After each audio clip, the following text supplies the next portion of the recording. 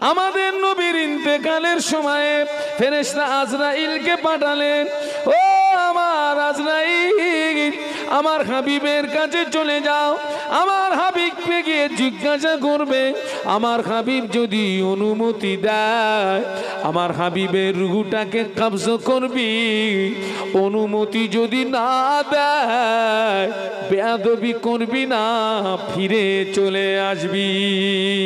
সুবহানাল্লাহ বলতে পারলেন না? জোরে বলতে পারলেন না? এই পাওয়ার কাউকে দেওয়া হয়েছে?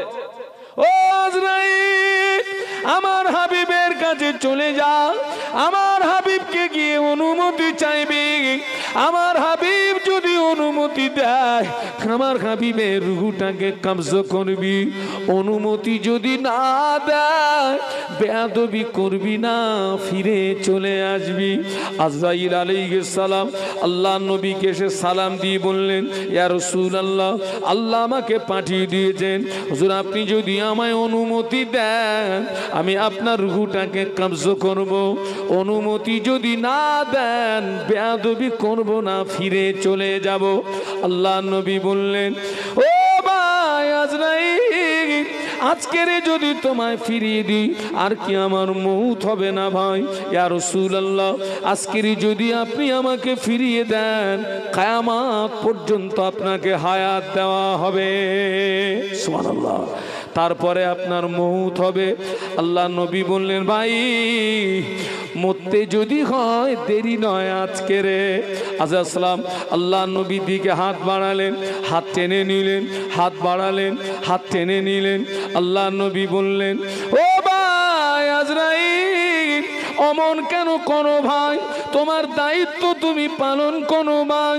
ফেরেশতা আজরাইল আলাইহিস সালাম আল্লাহ নবীর দিকে, আল্লাহ নবীর বক্ষের উপরে সাদা আঙুলটা যেই না রেখেছেন আল্লাহ নবী কেঁদে ফেললেন, ও ভাই আজরাইল, আমার বুকের উপরে কেন 7 তবক জমিন আসমান চাপিয়ে দিলে ভাই? ইয়া রাসূলুল্লাহ, আপনার বক্ষের উপরে 7 তবক জমিন আসমান চাপাই না, আমি আজরাইলের শাহাদাত আঙুলটা রেখেছি। ও ভাই আজরাইল, শাহাদাত আঙুলের কষ্ট যদি এই হয়, আমার উম্মতি বড় গুনাহগার, উম্মতি বড় খাতাকার, সিয়াকার, তারা মউতের জ্বালা যন্ত্রণা সহ্য করতে পারবে না ভাই। আমি আল্লাহ নবী বলছে, তামাম পৃথিবীর জমিনে আমার যত উম্মতি ওদের মউতের যত জ্বালা যন্ত্রণা কষ্ট আমার উপর দিয়ে প্রতিশোধ নিয়ে নাও ভাই। না না না, আমার গুনাহগার উম্মতিদের জানো কষ্ট দিও না। আরো জোরে বলুন। হ্যাঁ, কোন কথা বলতে এই পর্যন্ত এসছি, অজ্ঞান হারিয়ে ফেলবেন না। নির্দিষ্ট সময় কি হবে বলুন? মউত হবে নির্দিষ্ট সময়। তাহলে আমাদের জীবন নামক গাড়িটি অতিবাহিত হচ্ছে প্রতিদিন নেকির তুলনায় কত গ্রাম করে গোনা বেশি? 50 গ্রাম। জীবনের শেষে দেখা গেছে গোনার কি হয়ে গেছে? পাহাড় হয়ে গেছে। এই খোকা, সেই ছোটবেলার কথা মনে পড়ে, সেই ভান্ডারে টাকা রাখতাম, মনে আছে?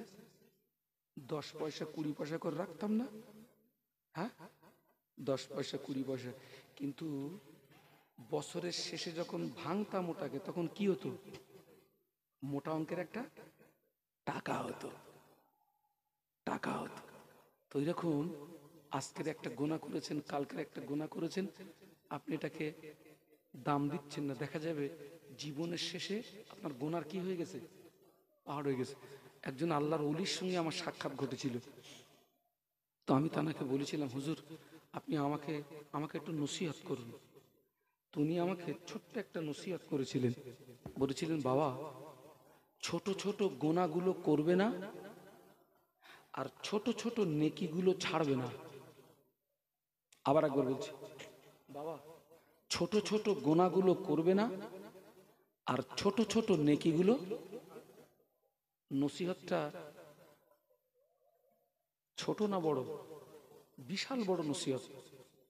কারণ আমরা কিন্তু ছোট্ট ছোট্ট গোনাগুলোকে আমরা তেমন কিছু মনে করি না, কিন্তু দেখা যাবে জীবনের শেষে গোনার কি হয়ে গেছে। আবার দেখা যাবে ছোট্ট ছোট্ট নেকিগুলো আমরা দাম দিই না, কিন্তু দেখা যাবে আপনার জীবনের শেষে বিশাল নেকির পাহাড় থেকে আপনি কি হবেন, মাহরুম হয়ে যাবেন।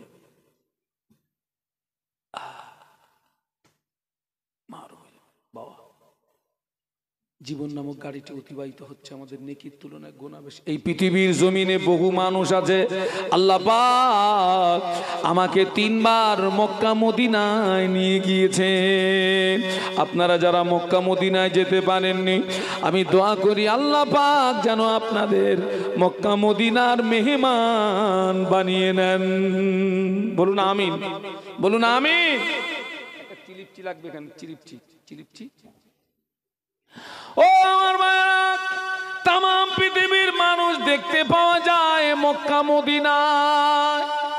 তাম পৃথিবীর নারী পুরুষ দেখতে পাওয়া যায় মক্কা মদিনায়। মক্কা শরীফ, মদিনা শরীফে অনেক পুরুষ মানুষ দেখেছি, এত সুন্দর তার নাক নকশা, চোখ নকশা, কান নকশা এত সুন্দর। আরে ওই সময় আমার মনে হচ্ছিল আল্লাহ পাক তোমার সৃষ্টি যদি হয় এত সুন্দর, না জানি তুমি আল্লাহ কত সুন্দর। আসমান সুন্দর, জমিন সুন্দর, না জানি তুমি আল্লাহ কত সুন্দর। আসমান সুন্দর, জমিন সুন্দর, না জানি তুমি আল্লাহ কত সুন্দর। সুবহানাল্লাহ বলুন, জবান খুলে বলুন। মক্কা শরীফ, মদিনা শরীফে কত নারী, কত পুরুষ এত সুন্দর, যাকে দেখতে ভালো লাগে, মনটা চায় তার সঙ্গে একটু বন্ধুত্ব করতে। খোকা, ওই ছেলে মেয়ের ভালোবাসা হয় মানে একে অপরকে ভালো লাগে, তাই তো ভালোবাসা হয়। একে অপরকে কি লাগে? ভালো লাগে। যাকে দেখতে ভালো লাগে মন চায় তার সঙ্গে বন্ধুত্ব করতে, যাকে দেখতে ভালো লাগে মন চায় তার সঙ্গে দুটো কথা বলতে। কিন্তু ওই সুন্দর বিশিষ্ট ব্যক্তির জীবন অতিবাহিত হয়েছে নেকি কম, গোনা বেশি। এই সুন্দর বিশিষ্ট ব্যক্তি যেদিন মারা যাবে, ওর লাশ যখন কবরে রাখা হবে, কবর কি সুন্দর বিশিষ্ট লাশের সঙ্গে বন্ধুত্ব করবে নাকি? করবে বাবা? আমরা কি দেখি?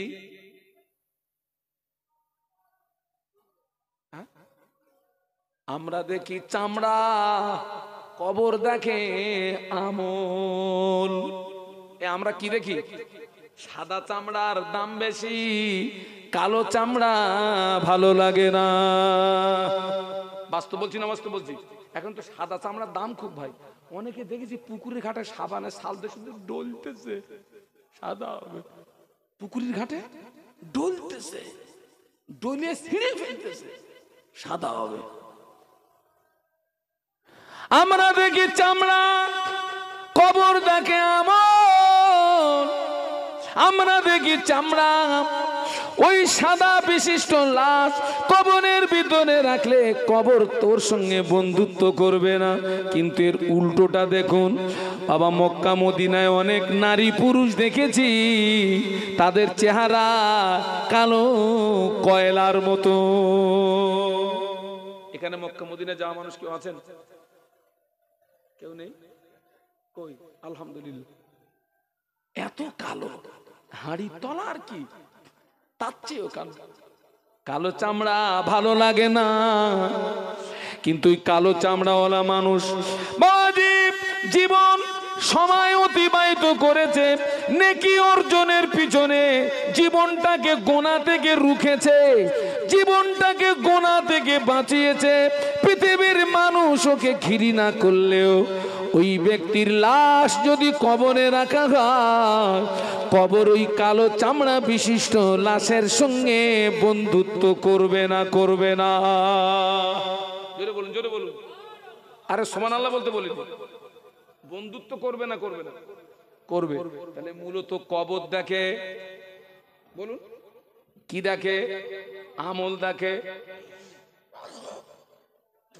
আমরা দেখি চামড়া, কবর দেখে আমল। আচ্ছা একটা কথা জিজ্ঞাসা করি, আপনারা কি আবু জেহেলকে দেখেছেন? যারা চুপ করে আছেন মনে হয় দেখেছেন, দেখেছেন। আমার 14 পুরুষ দেখিনি, তবে আবু জেহেলের কবরে পেশাব করে দিয়েছি। আমি আর পেশাবটা করিনি, আমার সাথী যারা ছিল বলতেছে হুজুর একটু দোবান দে, দে জামাত করে দে। আল্লাহ পাক এবছর আমাকে একটু উমরায় নিয়ে গেছিলেন। আমি, আমার স্ত্রী, আমার ছেলে, আমার মেয়ে, আমার পরিবারের 4 জন আল্লাহ আমাদেরকে নিয়ে গেছিলেন। একসঙ্গে আমার স্ত্রী ছেলে মেয়েকে নিয়ে খানায় কাবা তওয়াফ করেছি। হ্যাঁ, মাকাম ইব্রাহিমের নামাজ পড়েছি, জমজমের পানি পান করেছি। হ্যাঁ, ওখান থেকে আল্লাহ পাক আমাদেরকে মদিনায় নিয়ে গেলেন, নবীর মাজারে সালাম দিয়েছি। মদিনার মসজিদে নববীতে জামাতে জামাতে জামাতে জামাতে তাকবীরে উলার সঙ্গে নামাজ আদায় করেছি। আহা, আল্লাহ আমাকে এবার একটু বদরে নিয়ে গেছিলেন। বদরে ইসলামের প্রথম যুদ্ধ হয়েছিল, বদর। হ্যাঁ, 313 জন, কাফেরদের সংখ্যা ছিল 1000। ওই বদরের যুদ্ধে আবু জাহাল নিহত হয়েছিল। কে নিহত হয়েছিল? আবু জাহাল।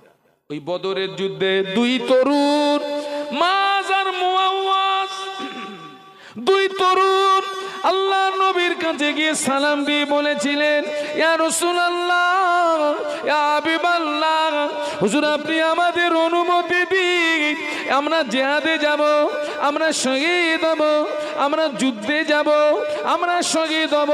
আল্লাহ নবী বললেন তোমাদের অনুমতি হবে না, তোমরা বয়সে ছোট, তোমাদের বয়স কম, অনুমতি হবে না। 2 বাচ্চা কাঁদতেছেন, ইয়া রাসূলুল্লাহ, হুজুর আপনি আমাদের অনুমতি দিন, আমরা জিহাদে যাব, শহীদ হব। আল্লাহ নবী বললেন ঠিক আছে, একটা কাজ করো, তোমরা দুজনে একটু কুস্তি লড়ো, যে জিতে যাবে পারমিশন পেয়ে যাবে। মুআওয়াজ ছোট, মাজ বড়। মুআওয়াজ মাজের কানে কানে বলে, ভাই তুমি তো আমাকে এক ধাক্কায় ফেলে দেবে, তুমি তো পারমিশন পেয়ে যাবে, আমি তো পারমিশন পাবো না। ভাই রে, দ্বিতীয়বার আমি যখন তোমায় ধরবো তুমি একটু ইচ্ছা করে পড়ে যেও, তা না হলে তো পারমিশন পাবো না। আল্লাহ নবী দুজনের অবস্থা বুঝতে পেরে আল্লাহ নবী 2 জনকেই অনুমতি দিয়ে দিলেন। আরো জোরে বলো।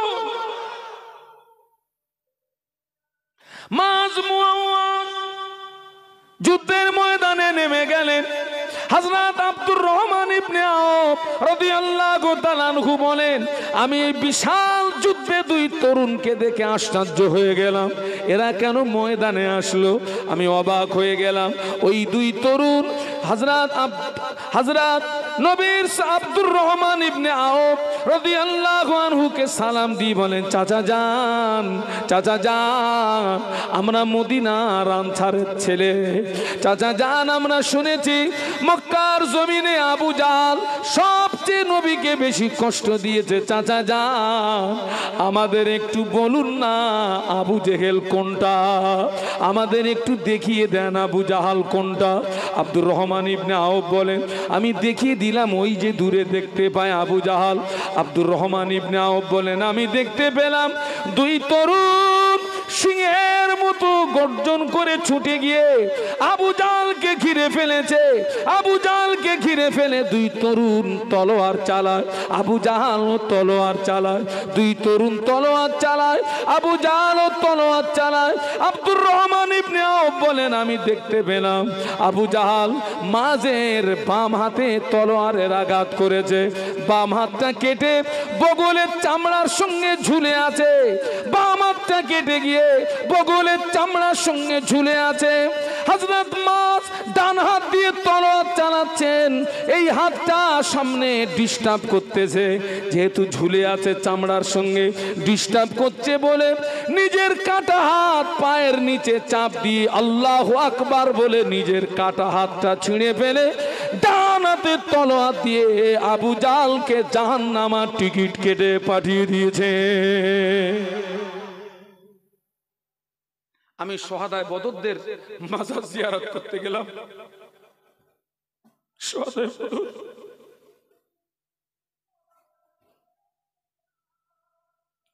আমি যখন জিয়ারতে গিয়েছি রাতের বেলা, আমার যেন মনে হচ্ছিল শহাদায়ে বদর হুজুরদের কবরের ভিতর থেকে জান্নাতি খুশবু বের হচ্ছে।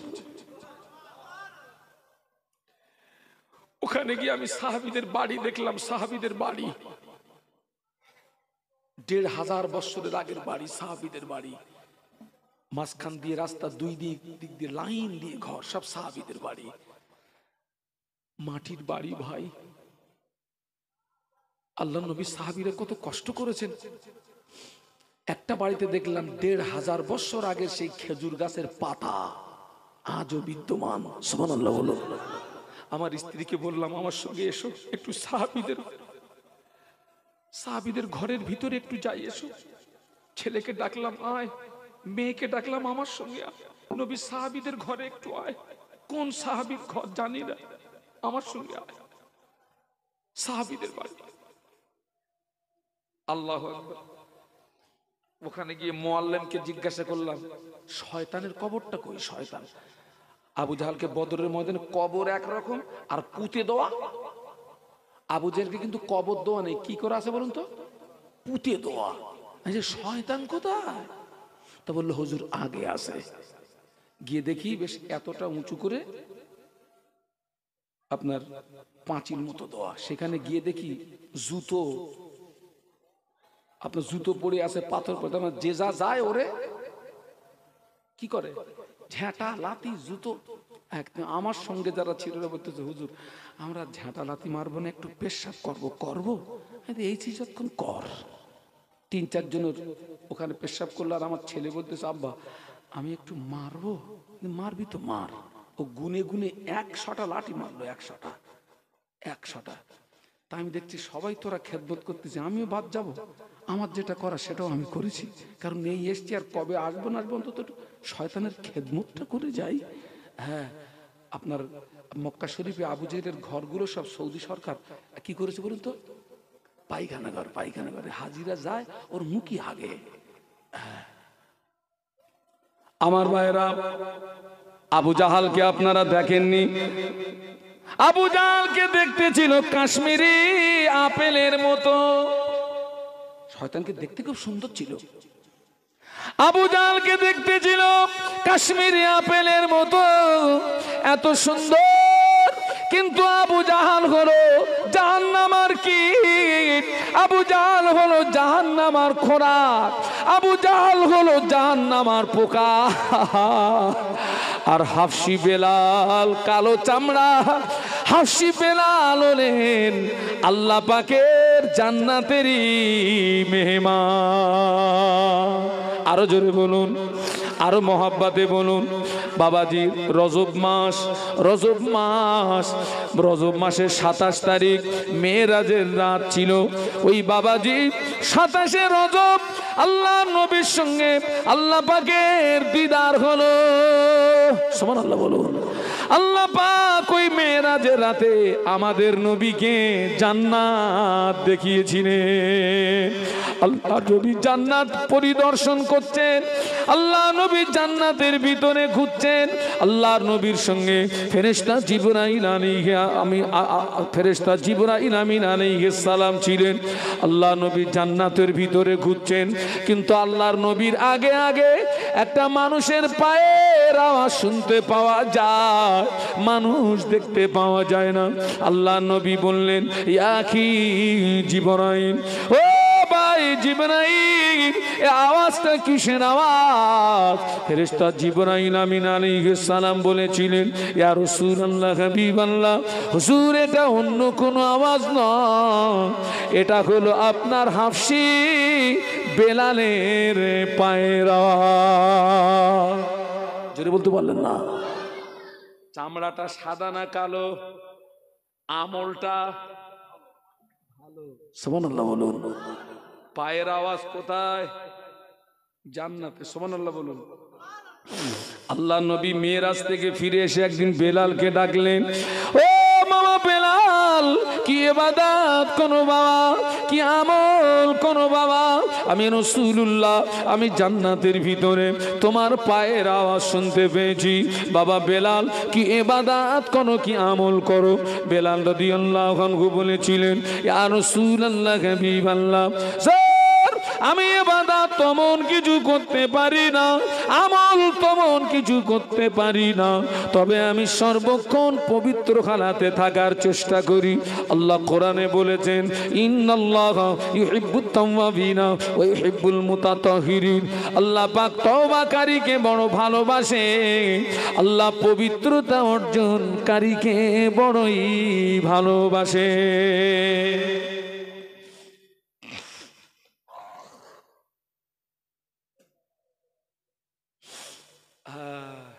অজ্ঞান ভুলবেন না বাবা। কবর চামড়া দেখে না, কবর ধনী দেখে না, কবর হুজুর দেখে না, কবর ডাক্তার দেখে না, মাস্টার দেখে না, উকিল দেখে না, পাইলট দেখে না, ইঞ্জিনিয়ার দেখে না, অ্যাডভোকেট দেখে না। কি দেখে? আমল দেখে। ওই যে আল্লাযী খালাকাল মাউতা ওয়াল হায়াতা লিয়াবলুয়াকুম আইয়ুকুম আহসানু আমালা। ভালো আমল কি আছে? আমলটা দেখাও, আমলটা। কালো চামড়া হাফসি বেলালের আমলটা দেখুন। আল্লাহ পাক ইজ্জত কত বাড়িয়ে দিয়েছেন। আমল যখন ভালো হবে, আল্লাহ দুনিয়াতে সম্মান বাড়িয়ে দেবে, আখিরাতেও সম্মান বাড়িয়ে দেবে। আরো জোরে বলুন আমার ভাইরা, আমার মুজাদ্দেদে জামানের আমলটা ভালো না কালো? আরো জোরে বলুন। আমলটা ভালো হওয়ার কারণে আরে মুজাদ্দেদে জামানের মাজার জিয়ারতে আজও হাজার হাজার মানুষ প্রতিনিয়ত যায় না তার ইসানে সবে 24, 23, 21, 22, 23 ফাল্গুন ইসানে সবে যিনি ছিলেন 52 জেলার পীর, 52 জেলা থেকে মানুষ পাগলের মতো ইসালে সবে যায়। সুবহানাল্লাহ বলবেন না? মুজাদ্দেদে জামানকে আপনার আমার অন্তর থেকে কেউ কি ছিনিয়ে নিতে পেরেছে? মরণ এক পর্যন্ত কেউ পারবে না। এই ভালোবাসা, মহব্বত, দাদা হুজুরের মহব্বত, ভালোবাসা আমাদের অন্তরে পয়দা করেছেন কে? আল্লাহ। আল্লাহ যাকে ভালোবাসে তার ভালোবাসাটা বান্দার কলিজায় পয়দা করে দেয়। সুবহানাল্লাহ বলুন। মেজে হুজুরের জানাজা নামাজে আপনারা ছিলেন? কারা কারা ছিলেন? হাত তোলেন তো। মেজে হুজুর জানাজা আপনারা জাননি? যাক বাবা, মেজে হুজুরের জানাজায় লক্ষ লক্ষ মানুষ হয়েছিল না? সব কিন্তু মেজে হুজুরের মুরিদ না বলো, কিন্তু মেজদা হুজুর আল্লাহ হাসিল করেছিলেন, আর আল্লাহ পাক তানার মহব্বত আমাদের কলিজায় পয়দা করে দিয়েছিলেন, তাই আমরা পাগলের মতো ছুটেছিলাম। একটু জোরে বলুন, আরো জোরে বলুন। বেলাল রাদিয়াল্লাহু আনহুর সম্মান আল্লাহ কত বাড়িয়ে দিলেন। আল্লাহ নবী যেদিন হিজরত করেন, মক্কা থেকে মদিনা হিজরত করলেন, ওই দিনটা ছিল দুঃখের দিন, কষ্টের দিন। আল্লাহ নবী যেদিন আপনার মক্কা থেকে মদিনাতে হিজরত করলেন, দিনটা ছিল কষ্টের দিন। আল্লাহ নবী যেদিন মক্কা থেকে মদিনা যাচ্ছিলেন, ওই বারবার কাবার দিকে ফিরে ফিরে তাকাচ্ছিলেন, কাঁদছিলেন আর বলছিলেন, ওরে কাবা, ওরে কাবা, তোর দুষ্টু সন্তানরা আমায় থাকতে দিল না। এ কাবা, তোর দুষ্টু ছেলেরা আমাকে থাকতে দিল না। আমি মদিনায় চলে যাচ্ছি, তবে কথা দিয়ে যাচ্ছি, আল্লাহ চাইলে আবার একদিন তোর কাছে ফিরে আসবো। যদি বলতে পারবেন না? কথা দিয়ে যাচ্ছি, আল্লাহ চাইলে আবার একদিন তোর কাছে। আল্লাহ নবী মদিনায় চলে গেলেন, মদিনায় গিয়ে দল তৈরি করলেন, সংগঠন তৈরি করলেন, ওখান থেকে মক্কা জয় করলেন। সুবহানাল্লাহ বলো। আল্লাহ নবী যেদিন মক্কা জয় করে মক্কায় সাহাবীদের নিয়ে প্রবেশ করলেন, বাবাজি ওই দিনটা ছিল আনন্দের দিন, ওই দিনটা ছিল খুশির দিন। আল্লাহ নবী ওই আনন্দের দিনে, খুশির দিনে কোনো সাদা চামড়াওয়ালা সাহাবীকে ডাকেন নাই। আল্লাহ পাক আল্লাহ নবী কালো চামড়াওয়ালা সাহাবী হাফসি বেলালকে ডাকলেন, বাবা বেলাল আজকের আমাদের ঈদের দিন, আজকের আমাদের আনন্দের দিন, বাবা বেলাল এই ঈদের দিনে তুমি একটু আজান দিয়ে দাও। হাফসি বেলাল ছিলেন মদিনার মসজিদে নববীর মুয়াজ্জিন। হাফসি বেলাল মদিনার মসজিদে নববীতে যখন আজান দিতে, হাফসি বেলালের আজানের আওয়াজ আল্লাহ পাকের আরশ মুআল্লাতে পৌঁছে যেত।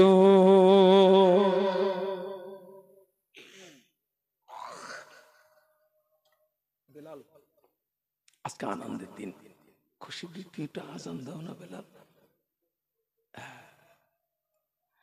কাবা শরীফের চারিদিকে ফিরে আজান দেওয়া যায়, কাবা শরীফের চারিদিকে ফিরে নামাজ পড়া যায়। কথাটা কি বলেছি?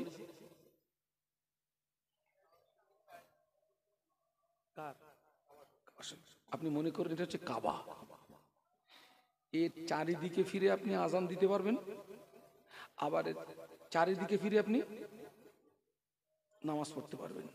কিন্তু একটা কথা, আমরা নামাজ পড়ি কোন দিকে ফিরে? পশ্চিম দিকে না খোকা? এখান থেকে পশ্চিম, এখান থেকে কাবাটা পশ্চিম দিকে, তাই আমরা পশ্চিম দিকে ফিরে। এখান থেকে কাবা কোন দিকে? পশ্চিমে, তাই আমরা পশ্চিম দিকে ফিরে নামাজ পড়ি। মদিনাবাসীরা নামাজ পড়ে দক্ষিণ দিকে ফিরে। আমরা যতদিন মদিনা শরীফে ছিলাম আমরা নামাজ পড়তাম দক্ষিণ দিকে, কারণ মদিনা থেকে কাবা। হাফসি বেলাল বললেন, ইয়া রাসূলুল্লাহ, হাবিবাল্লাহ আজকে আমি কোথায় আজান দেবো? আল্লাহ নবী বললেন, ও বাবা বেলাল আজকের জমিনে দাঁড়িয়ে আজান নয়, ও বাবা বেলাল আজকের জমিনে দাঁড়িয়ে আজান নয়, আমি আল্লাহ নবী বলছি আজকে আমাদের ঈদের দিন, আজকে আমাদের খুশির দিন। বেলাল আজকের তুমি কাবার ছাদের উপরে দাঁড়িয়ে আজান দাও। জোরে বলতে পারলেন না? তাকবীর দেন তো, নারায়ে তাকবীর। আরো জোরে বলুন, নারায়ে তাকবীর। সিলসিলায়ে হক মুজাদ্দিদে জামান, আমার দাদা পীরের হক সিলসিলা, নারায়ে তাকবীর।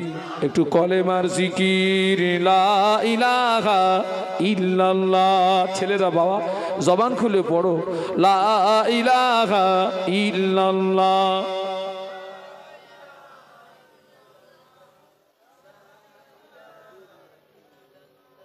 লা ইলাহা ইল্লাল্লাহ মুহাম্মাদুর রাসূলুল্লাহ। আল্লাহুম্মা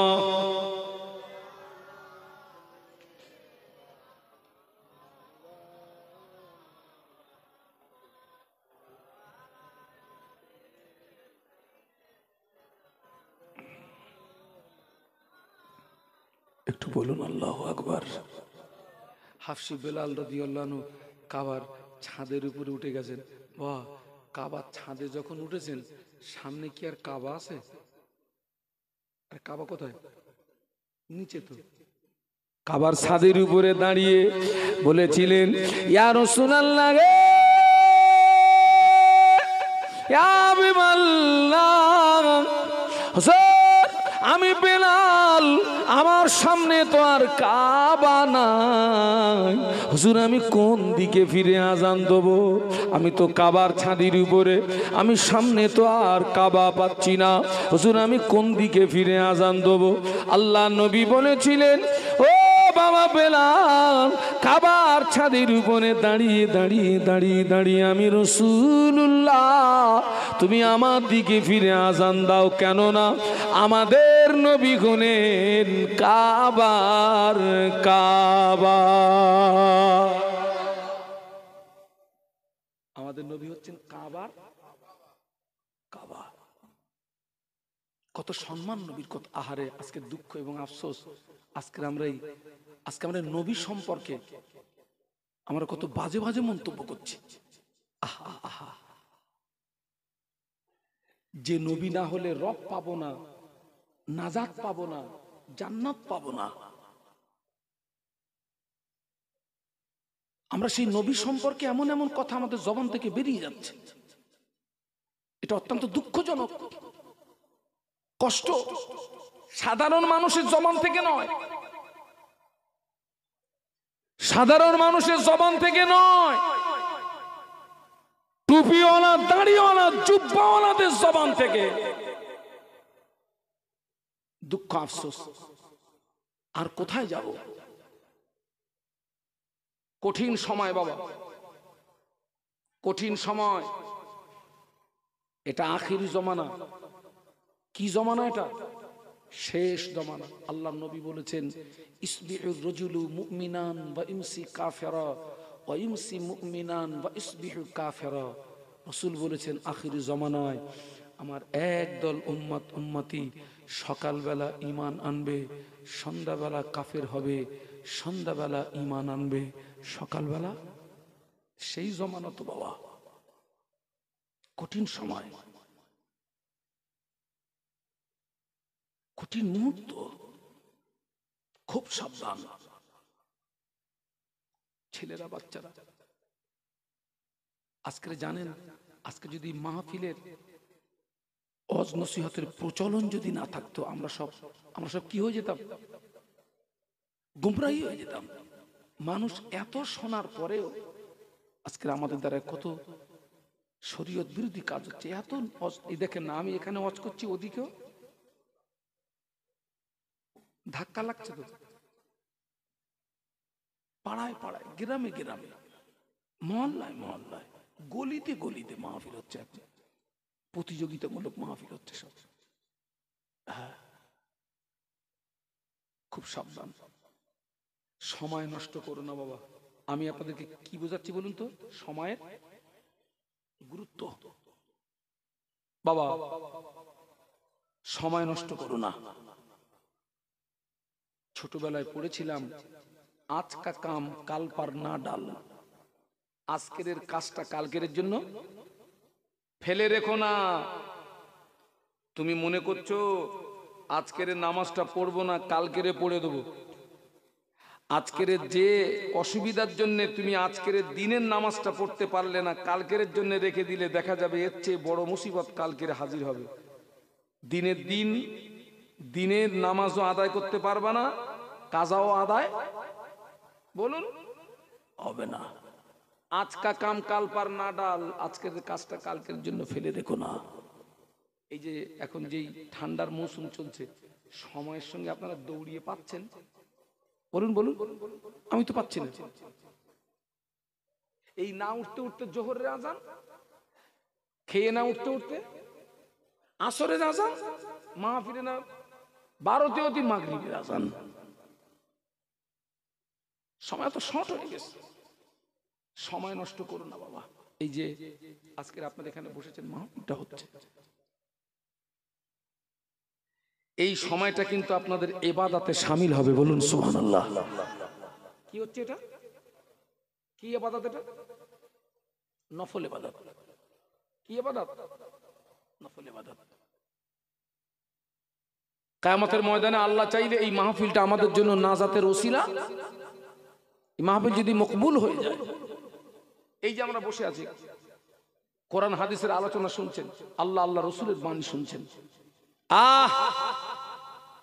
এই সময়টা আমাদের ভালো কাজে যাচ্ছে না খারাপ কাজে যাচ্ছে? জোরে বলুন। আর যারা বাজারে ঘুরতেছে, রাস্তায় বাজারে, নিকৃষ্ট জায়গা কোনটা? বাজার। আর উৎকৃষ্ট জায়গা কোনটা? ওই কি ওটা? মসজিদ। আজকে মসজিদের লোক বেশি হয় না বাজারের লোক বেশি হয়? এটাই হচ্ছে আখিরি জমানা। এটা আখিরি জমানা। সময় নষ্ট করো না বাবা, সময় নষ্ট করো না। কবর আমল দেখবে, আমল করার জায়গা দুনিয়া না কবর না হাসর। কবিতার ভাষায় বলছে, जो करना है कर ले आसमां के साया तले, हशर तक सोता रहेगा खाके साया तले। বাংলা মানে নামাজ যদি পড়তে হয়, রোজা যদি রাখতে হয়, দান যদি করতে হয়, যাকাত যদি দিতে হয়, হজ যদি করতে হয়, আসমানের ছায়ার নিচে করে না। কেননা কিয়ামত পর্যন্ত শুয়ে থাকতে হবে মাটির ছায়ার নিচে। কবরের ভিতরে তোমার ইচ্ছা অনুযায়ী আমল আর হবে না। হবে বাবা? আপনারা কেউ কোনদিন জেলখানায় গেছেন? ভিতরে না, কারো দেখতে টেকতে যাননি? গেছেন তো? বিড়ি খাওয়া ভালো না খারাপ ওটা আমি বলতে যাচ্ছি না। ওই জেলখানার ভিতরে অনেক বিড়িখোর থাকে না? থাকে না? আর যে জিনিস খায় ও জিনিস যদি না পায় তার কি হয়? কষ্ট হবে তো। যেমন আমি আমার দিয়ে বলি, আমার সঙ্গে আমার একটা সাথী ভাই থাকে, ওর কাজ হচ্ছে শুধু সারা গাড়ি আমার পান সাজিয়ে দেবে, পান সাজিয়ে দেবে। একটা শেষ হবে আবার দে, আবার শেষ হবে আবার দে। এখন আমি একটা পান খাওয়া লোক বাবা, আমি এখানে ওয়াজ করছি তো এই অনেক জায়গায় দেখেছি সামনে অনেকে বসে বসে পান খায়, আমার রাগ হয়। কারণ ওই পান খেলে আমার রজের ডিস্টার্ব হয়, মানে লোভ লাগে। তো বাবা যারা জেলখানার ভিতরে আছে ওদের যদি একটা বিড়ির দরকার হয়, বিড়ি, জেলের পাঁচিল টপকালে বাইরে সব বিড়ির দোকান আছে না? কথা বলে না তো? ও কি ওর ইচ্ছা অনুযায়ী ইচ্ছা মতো ওই ভিতর থেকে বাইরে এসে বিড়ি নিয়ে আবার ঢুকতে পারবে? ওরে যদি কেউ দেখতে যায় তার কাছে হাত পাততে হবে, ভাই একটা মাল দিবি? আর থাকতে পারতেছি না, একটু টানবো, তাই না? ফর্ম ফিল আপ করতে হবে, ফর্ম ফিল আপে তারপরে বিড়ি দিতে হবে বাবা। তো আমি যে কথা বলতে চাচ্ছি, দুনিয়ার জেলখানায় একটা বিড়িও নিজের ইচ্ছা অনুযায়ী আপনি পাঁচিল ডিঙিয়ে নিতে পারবেন না। কেউ যদি যায় ওর কাছে হাত পাততে হবে বাবা। কবরের জেলখানা কি ওইরাম নাকি? আপনি ওখানে গিয়ে ইচ্ছা মতো নামাজ পড়তে পারবেন, দান করতে পারবেন, কোরআন তেলাওয়াত করতে পারবেন। আর যদিও করেন বিনিময়ে কিছু পাবেন। কথা বলে না? অনেক সময় দেখা গেছে কবরে অনেক মানুষ নামাজ পড়েছে, আল্লাহওয়ালা মানুষ তারা। তো কবরে নামাজ পড়েন আর কোরআন তেলাওয়াত করেন আর আল্লাহ বিল্লাহ করেন, ওতে কোনো সওয়াব পাওয়া যাবে বাবা? আল্লাহর ওলি রাস্তা দিয়ে হেঁটে যান, রাস্তার পাশে একটি কবরস্থান, ওই কবরস্থানের একটি কবরের ভিতর থেকে কোরআন তেলাওয়াতের আওয়াজ শুনতে পাওয়া যায়। একটু সুবহানাল্লাহ বলবেন না? একটু মহব্বতে বলবেন না? কবরের ভিতর থেকে কি আসছে? কোরআন তেলাওয়াতের আওয়াজ। আচ্ছা ভাই, কবরের ভিতর থেকে যদি কোরআন তেলাওয়াতের আওয়াজ আসে, কেউ যদি শুনতে পায়, দাঁড়াবে না পালাবে? আল্লাহ, কবরের ভিতর থেকে কোরআন তেলাওয়াতের আওয়াজ! আল্লাহর ওলি দাঁড়িয়ে গেলেন, দাঁড়িয়ে দাঁড়িয়ে কবরের ভিতর থেকে শ্রুতি মধুর কোরআন তেলাওয়াতের আওয়াজ দাঁড়িয়ে দাঁড়িয়ে শোনে। ঘন্টার পরে ঘন্টা কবরের ভিতর থেকে কোরআনের আওয়াজ আসছে। আল্লাহর ওলি কবরের পাশে দাঁড়িয়ে কোরআন তেলাওয়াত শুনছেন। হঠাৎ আল্লাহর ওলির জবান থেকে বেরিয়ে গেল সুবহানাল্লাহ। কি বার হলো? কার জবান থেকে? যিনি উপরে না ভিতরে?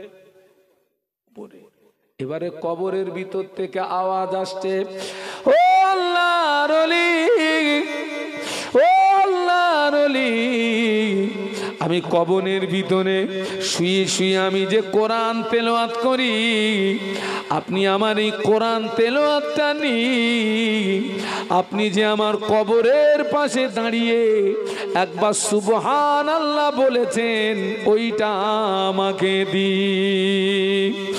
ও আল্লাহর ওলি, আমি কবরের ভিতরে শুয়ে শুয়ে আমি যে কোরআন তেলাওয়াত করি, এই কোরআন তেলাওয়াতটা আপনি নিন। আপনি যে আমার কবরের পাশে দাঁড়িয়ে একবার সুবহানাল্লাহ বলেছেন, ওইটা আমাকে দিন। কেননা আমি কবরের ভিতরে শুয়ে শুয়ে সারা সারা রাত কোরআন তেলাওয়াত করি। আল্লাহ পাক আমার নামায় আমালে একটাও সওয়াব দেয় না। আল্লাহ পাক আমার নামায় আমালে একটাও নেকি দেয় না। আপনি আমার কবরের পাশে দাঁড়িয়ে একবার সুবহানাল্লাহ বলার কারণে আল্লাহ পাক এত খুশি হয়ে গেলেন, আল্লাহ পাক এত রাজি হয়ে গেলেন। আল্লাহ পাক খুশি হয়ে রাজি হয়ে আসমান জমিনের মাঝখানে যতটা ফাঁকা জায়গা, এতটা সওয়াব আল্লাহ আপনার নামায় আমালে দান করেছে।